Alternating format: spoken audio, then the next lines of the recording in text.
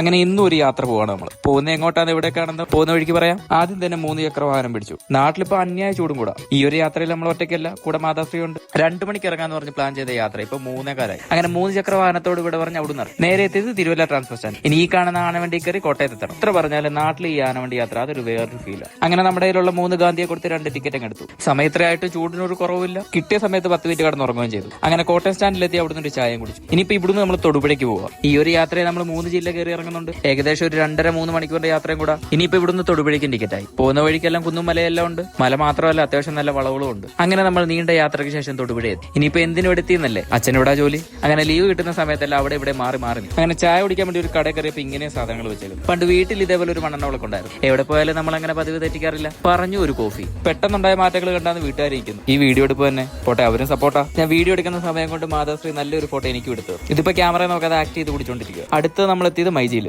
ഇനി ഈ ചൂടത്തുനിന്ന് രക്ഷപ്പെടാൻ ഈ ഒരു ഒറ്റ കാര്യമുള്ളൂ. പിന്നെ രണ്ടാമത് ചിന്തിക്കാൻ നിന്നില്ല. നല്ല ഒരെണ്ണം നോക്കി അവനെയും തൂക്കും. ഇതിനും കൂടാണ് ഇവിടെ വന്നത്. എല്ലാം കഴിഞ്ഞ് നമ്മൾ ഫുഡ് കഴിക്കാൻ വേണ്ടി KFCയിലും കയറി. അവിടുത്തെ ബുധനാഴ്ച സ്പെഷ്യലും വാങ്ങി. ഇനി ഈ ഒരു ഫുഡും പതുക്കെ അകത്താക്കട്ടെ. ഇനി വീഡിയോ ഇഷ്ടപ്പെട്ട ഫോളോ ചെയ്യാൻ അടുത്ത വീഡിയോ കാണാം. അപ്പൊ ഓക്കെ, ബൈ.